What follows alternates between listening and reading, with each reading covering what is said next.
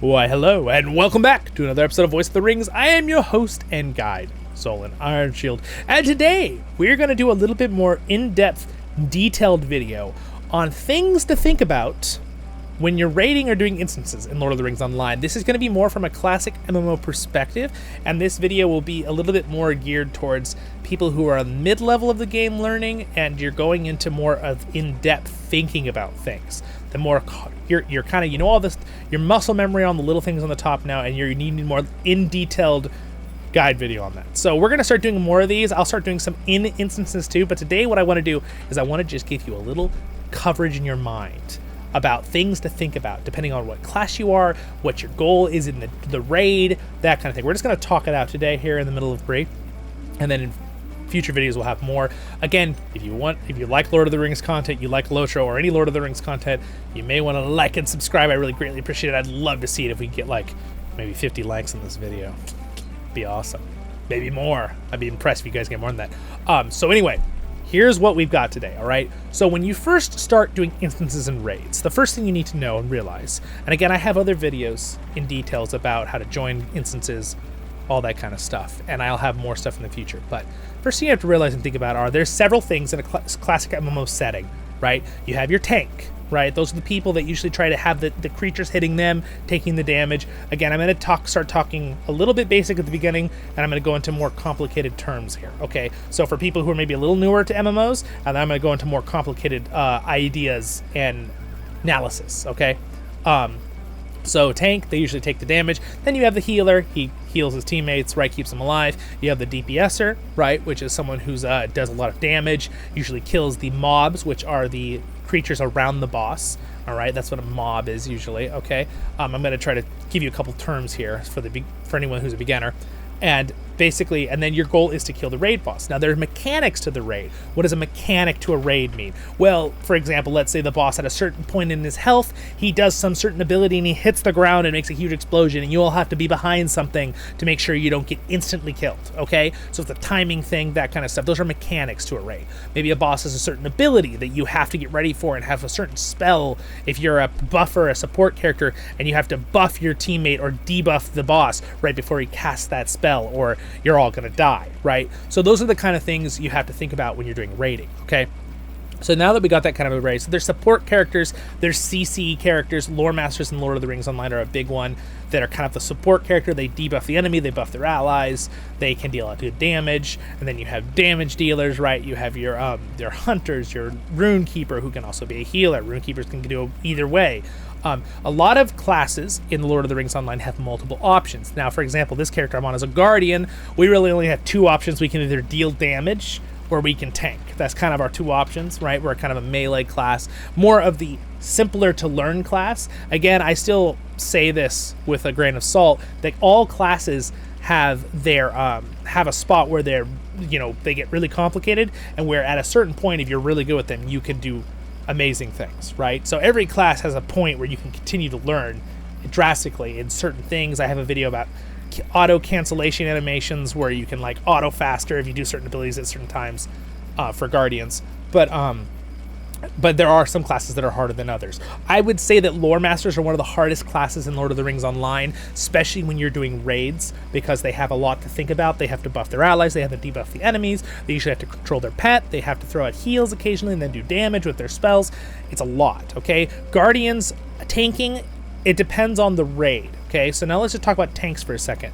Whether you're a captain tanking, a guardian tanking, champions, Bjorning could even tank, wardens can tank a lot of things too. There's a couple others too. Again, it depends. But they have to think about several different things. Usually it's positioning is a big thing for tanks. You want to aggro the boss, you want to turn them backwards to your team, because a lot of times bosses in Lord of the Rings Online, they're weaker from the back. Like they lose certain defensive stats and stuff when they're being attacked from the back. It's just mechanic in Lord of the Rings Online.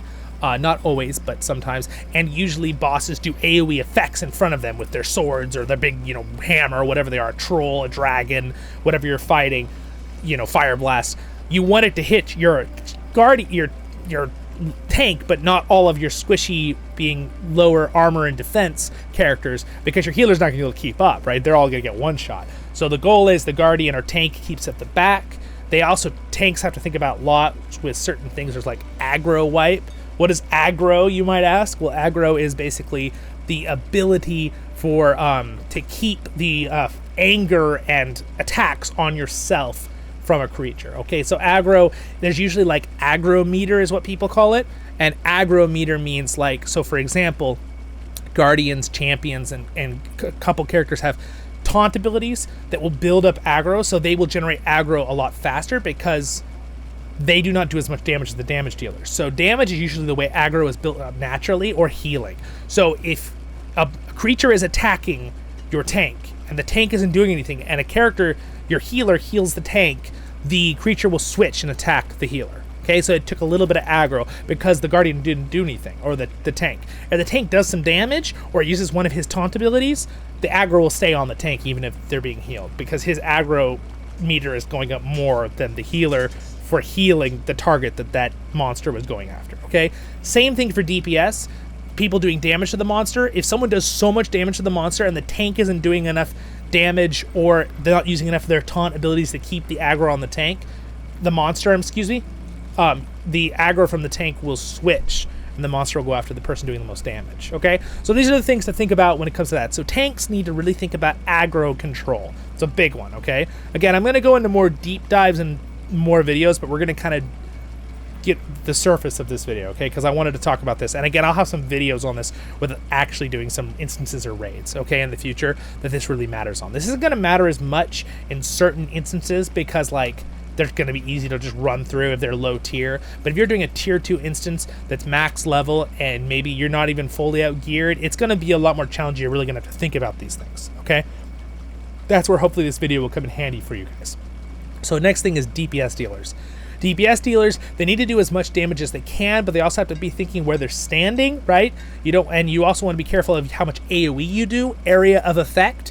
If there's enemy mobs that instantly pop out, and your tank, your secondary tank who maybe is doing the ads, or your tank is doing the boss and the ads, he has his AoE ability is down, and they spawn, meaning they appear out of thin air, usually is what that means by spawning, and your DPS does an AoE attack.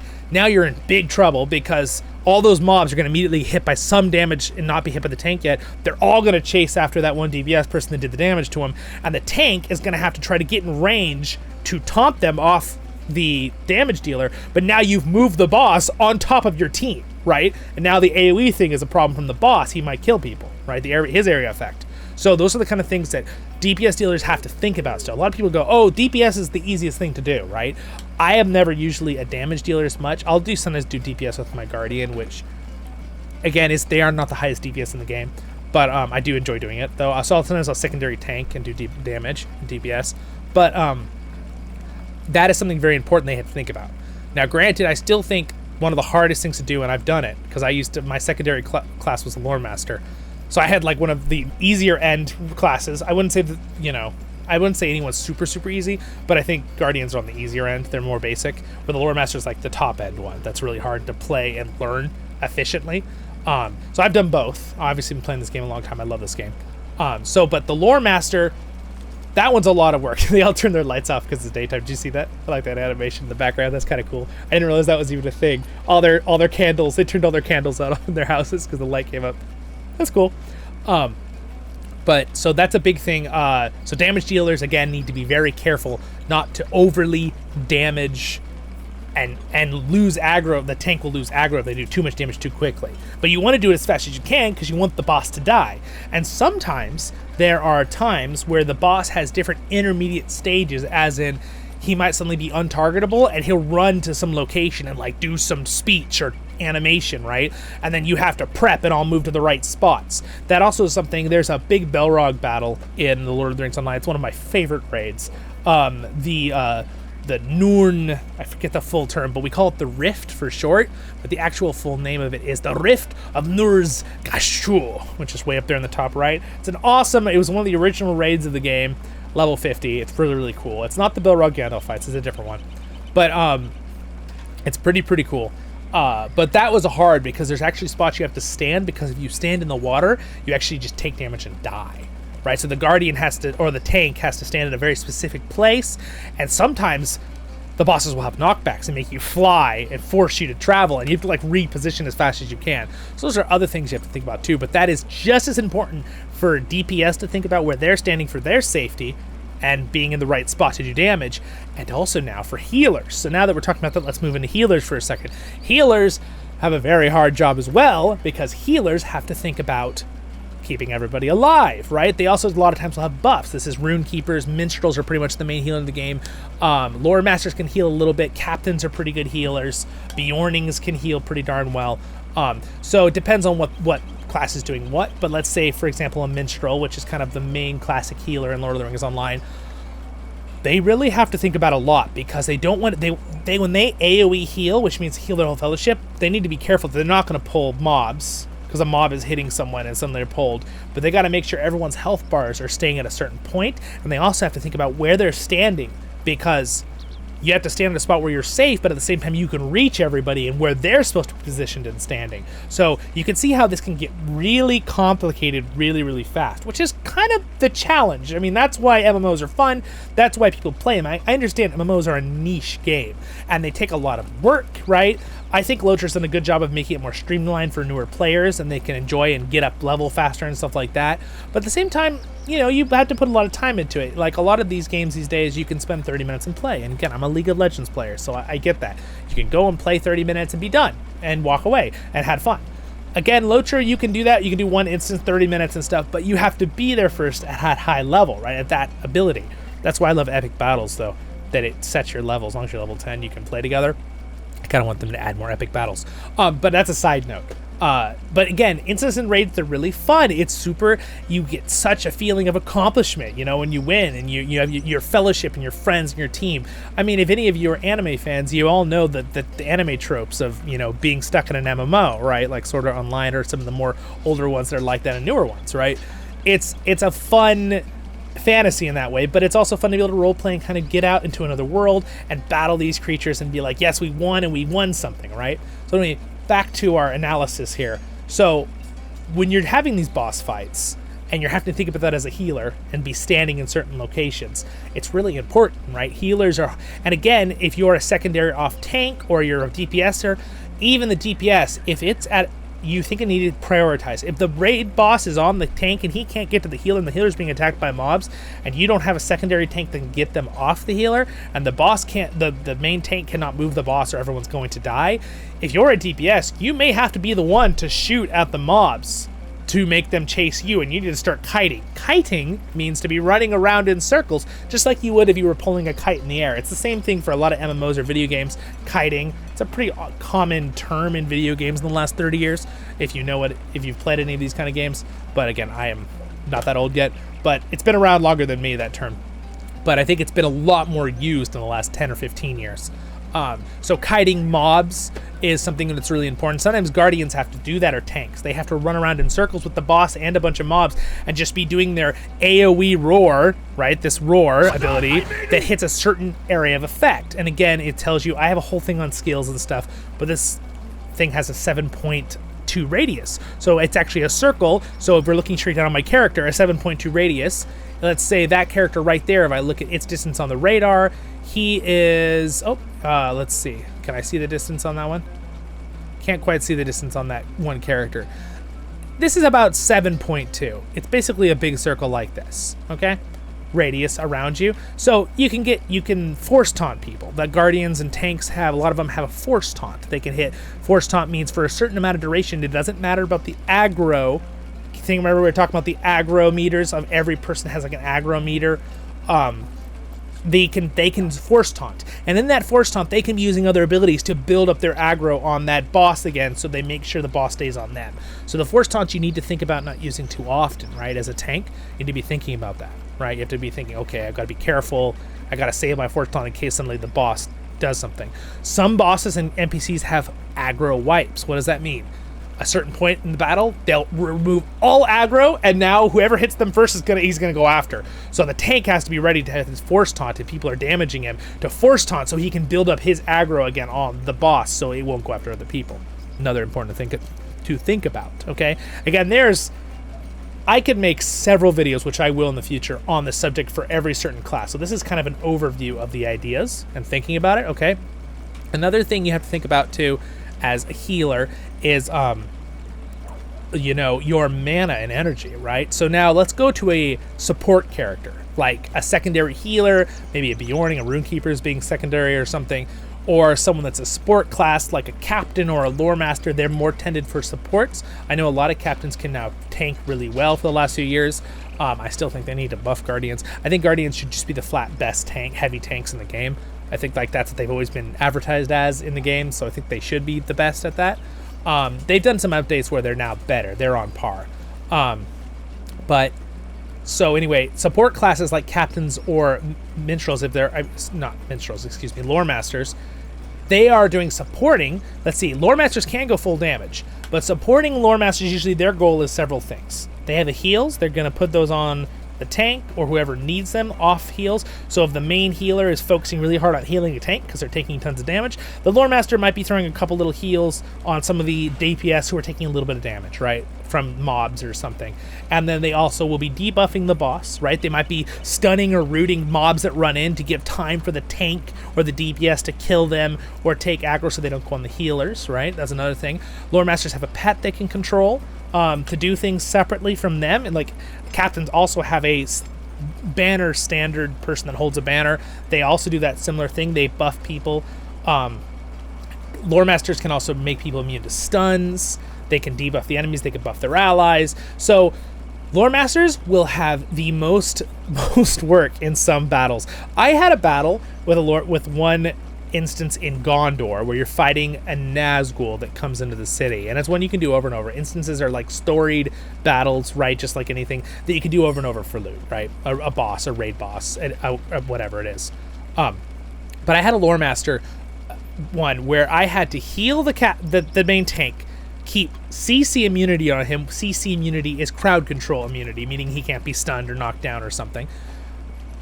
I had to keep it on me. I had to keep one boss stunned with a thing. I had to keep this other boss stunned.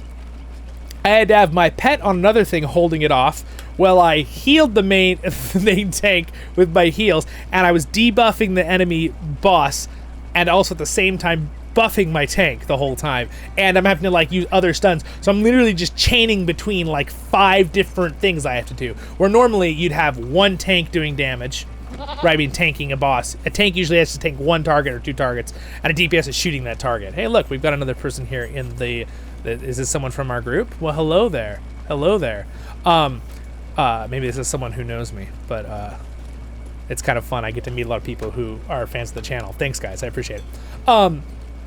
But anyway, so it's really important for the lore masters to think about that kind of stuff, okay? To think about their the massive, that is like, oh, that's on the high end, right? That's like you're doing like 7 things at once, and you're often doing it for like 20 minutes straight, and it is very brain intensive. It's like at a certain point at the end, you're just like, oh. And we had to do it like we failed several times, so we had to do it for like an hour or so. But just by the end of it, we did it, we succeeded. But I was just like, oh, my brain, like that's just way too much to keep track of, because I'm keeping track of all these timers, right? My stun lasts 30 seconds, but my cooldown is 15 seconds on the stun. So at 16 seconds, I throw the stun, but I have to make sure I'm healing. My healing's a 30-second cooldown, and it's like, oh my gosh, that's where this game can get very complicated, right? That's not this whole game. I don't want to stress people and make people run away from it. It is a classic MMO, but we're talking like that's high-level MMO rating, right, and instance playing.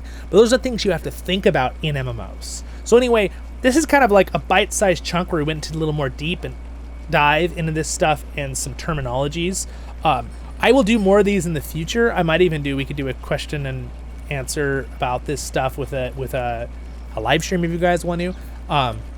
But hopefully this helps you guys out. Would you guys like more in-depth on certain classes, certain roles, healer, support class, DPS, tank, or, you know, there might be another one too I'm thinking about, but those are kind of the main 4 in LOTRO, and each class some classes can switch between them depending on what they're doing. Like Runekeepers can be either main healers or main DPS, and they usually have like quick lightning DPS, or they can do fire, which is good for lots of DOTs, which is damage over time, spells on bosses, which helps kill things faster. It's another term.